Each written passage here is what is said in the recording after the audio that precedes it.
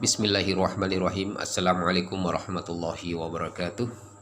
Alhamdulillahirabbil alamin wassalatu wassalamu ala asyrafil anbiya'i wal mursalin wa ala alihi wa sahbihi ajmain wa ba'd.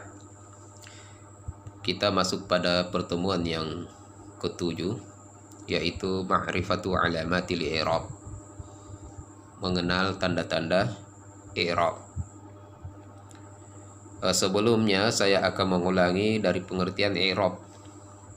Al-i'rabu huwa taghyiru awakhiril kalimi li ikhtilafil awamilid dahilati 'alaiha lafzan aw taqdira wa aqsamuhu arba'atun raf'un wa nasbun wa khafdun wa jazmun falil asma'i min dhalika ar-raf'u wan nasbu wal khafdu wa la jazma fiha walil af'ali min dhalika ar-raf'u wan nasbu wal jazmu wa la khafda fiha. للرفع 4 علامات: الضمة والواو والألف والنون. فأما الضمة فتكون علامة للرفع في 4 مواضع: في الاسم المفرد وجمع التكسير وجمع المؤنث السالم والفعل المضارع الذي لم يتصل بآخره شيء. طيب, sampai di situ kita masuk pada bab ma'rifatu alamatil i'rab, yaitu bab mengenal tanda-tanda i'rab. Pengertian i'rab kita sudah sebutkan, pembagian i'rab juga kita sudah sebutkan. Pembagian i'rab ada 4, yaitu raf'un, nasbun, wa khafdun, wa jazmun. Ada 3 yang masuk ke fi'il dan ada 3 yang masuk ke isim. Ada bagian yang hanya bisa masuk kepada isim, ada bagian yang hanya bisa masuk ke fi'il, dan ada bagian yang bisa masuk ke fi'il dan bisa juga masuk ke isim. Sekarang ini kita masuk ke pembagian i'rab yang pertama, yaitu ar-raf'u. Pembagian i'rab itu ada 4: raf'un, nasbun, khafdun, jazmun. Nah, ini kita baru masuk pada pembahasan yang pertama dari pembagian i'rab. Pembahasan pertama dari pembagian i'rab yaitu raf'un. Dan raf'un ini memiliki tanda-tanda. Walirrafi 4 alamat. Dan untuk raf'u, ya, untuk yang marfu' ini juga memiliki 4 tanda. Yang pertama adalah ad-dhammatu, yang kedua adalah al-waw, yang ketiga adalah al-alifu, dan yang keempat an-nun. Jadi alamatul raf'i, tanda-tanda raf'u itu yang pertama apa? Ad-dhammah, yang kedua al-waw, yang ketiga al-alif, yang keempat an-nun. Ulama nahwu mengatakan bahwa dhammah ini merupakan tanda asal dari marfu' atau rafa'. Maka ia selalu di tanda yang pertama itu menjadi asal. Nanti ketika kita menyebutkan alamatun nasbi, maka kita akan mendapatkan yang pertama disebutkan itu adalah fathah. Maka fathah itu adalah asal dari tanda tersebut. Dhammah adalah merupakan asal dari tanda marfu'. Selebihnya itu waw, alif, nun itu merupakan cabang yang disebut dengan furu'. Ya. Alif, waw, nun itu semuanya adalah furu' atau far'u atau cabang, yang biasa disebut dalam ketika kita mengi'rab disebut apa? Niyabatun 'anid dhammah. Niyabatun 'anid dhammah itu artinya pengganti dari dhammah. Artinya kalau kita tidak menumbuhkan dhammah, maka waw, alif, dan nun itu menjadi salah satu penggantinya. Ya, tentunya ada ketentuan-ketentuan atau syarat-syarat kapan dia menjadi dhammah dan kapan jadi waw, alif, dan nun. Nah, makanya yang akan kita bahas yang paling utama sekali ini adalah dhammah. Padahal apa saja dia berbaris dhammah. Padahal apa saja, hal-hal pada kata apa saja dia bisa berbaris dhammah. Fa amma dhammatu fatakunu alamatan liraf'i fi 4 mawadhi'. Maka dhammah ini menjadi tanda pada rafa' pada 4 keadaan. Saya ulangi, dhammah ini menjadi tandanya rafa', ia menjadi tandanya marfu' pada 4 keadaan. Keadaan pertama ketika dia kata tunggal yang disebut dengan fil ismil mufrad. Satu, pada kata tunggal, pada isim kata benda yang tunggal, maka dia berbaris dhammah.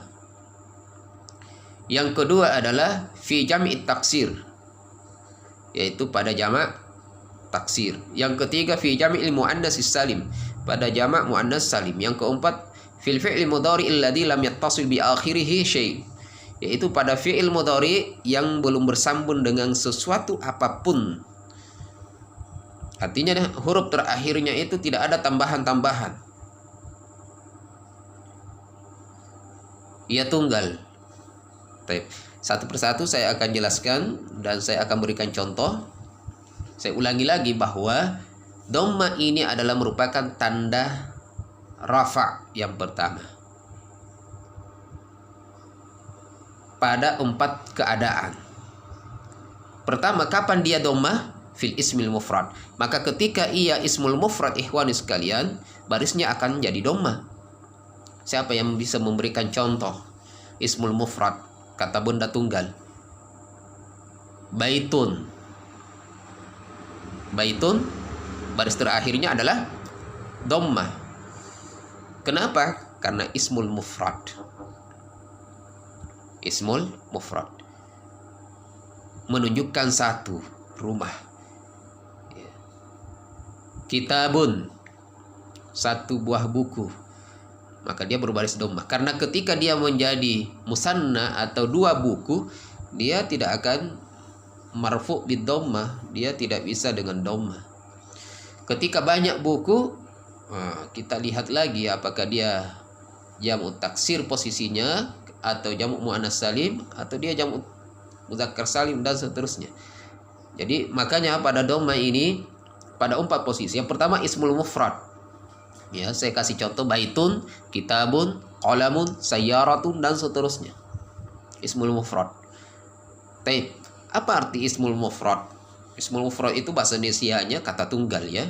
Kata tunggal artinya yang menunjukkan satu buah benda. Apa saja yang merupakan bentuk satu. Ya, yang dimaksud di sini kata benda. Yang artinya madalla ala wahidin aw wahidah, yang menunjukkan satu, baik itu muzakkar maupun muannas. Baik, kemudian yang kedua fi jam'i taksir, pada jamak taksir. Apa artinya? Fi artinya pada, jam'i artinya jamak, jamak artinya yang menunjukkan banyak. Tapi jamak itu terbagi 3, ikhwan, ya. Yang pertama adalah jam'ut muzakkar salim, yang kedua jam'ul muannas salim, yang ketiga jam'ut taksir. Baik. Fi jam'i taksir, pada jamak taksir dia juga berbaris dhammah. Saya kasih contoh buyutun. Jamak dari baitun tadi adalah buyutun. Kutubun, dari kitabun menjadi kutubun. Qalamun, aqlamun, dan seterusnya. Pernah ada yang bertanya, ikhwan sekalian, apa arti jamak taksir? Bedanya dengan jamak-jamak yang lain. Jamak taksir itu sebagaimana yang dimaknai oleh ulama nahwu, bahwa yaitu madalla ala salasatin fa aksar ma'a taghayyuri bina'i mufradihi. Saya ulangi, madalla ala salasatin fa aksar ma'a taghayyuri bina'i mufradihi, yang menunjukkan lebih dari 3 atau menunjukkan 3 ke atas, 3 dan lebih maksudnya. Ma'a taghayyuri bina'i mufradihi, dengan berubahnya dari bentuk mufradnya, dengan berubahnya dari bentuk tunggalnya. Saya kasih contoh tadi apa? Baitun menjadi buyutun, yang tadinya baitum huruf ba-nya itu fathah, ketika menjadi jamak taksir menjadi dhamma, bu. Baitu menjadi buyutun. Bai, ya-nya itu ketika mufrad dia sukun, ketika jamak menjadi dhamma, buyutun. Kemudian dikasih lagi tambahan waw, dan seterusnya. Rijalun dari kata rajulun, rajulun satu laki-laki. Rijalun banyak orang laki-laki dewasa. Rajulun, coba perhatikan, rajulun, ra fathah, ketika menjadi rijalun menjadi kasrah. Rajulun, jimnya dhamma, raju, ketika dia jamak menjadi rija menjadi fathah, kemudian ditambah ma. Artinya apa? Taksir artinya pecah, ya. Dia menjadi tidak beraturan. Jadi jamu taksir itu adalah jamak yang tidak beraturan atau pecahan dari mufradnya. Jadi pecahan dari mufradnya. Berbeda dengan muzakkar salim, muannas salim, ya. Dia hanya ditambah. Dia memiliki kaidah yang jelas tanpa merubah dan menggeser dari mufradnya, sebagaimana yang akan kita jelaskan berikutnya. Baik, kita langsung pada bentuk yang ketiga. Kapan ia rafa ini berbaris dhamma? Yang ketiga adalah pada jamak muannas salim. Pada jamak muannas salim.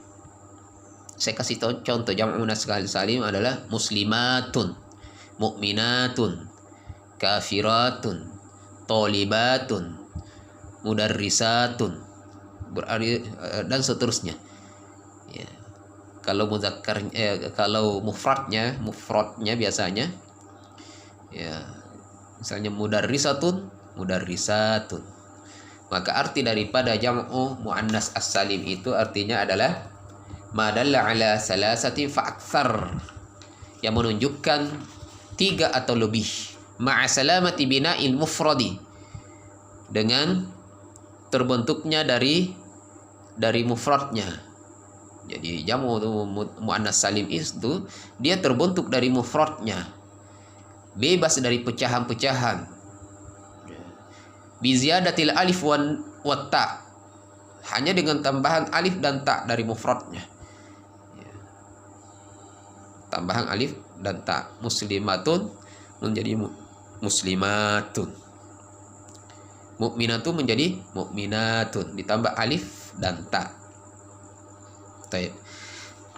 Kemudian yang keempat yaitu fil fi'li mudhari alladzi lam yattasil bi akhirih syai'un. Ya, kapan ia rafa itu berbaris dhammah? Pada fi'il mudhari. Fi'il mudhari apabila belum bersambung dengan sesuatu apapun di akhirnya.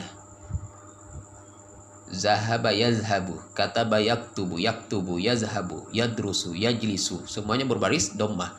Kenapa? Karena dia belum bersambung dengan huruf-huruf yang lain. Ketika ia bersambung dengan huruf yang lain, maka dia tidak lagi marfu' bid dhammah.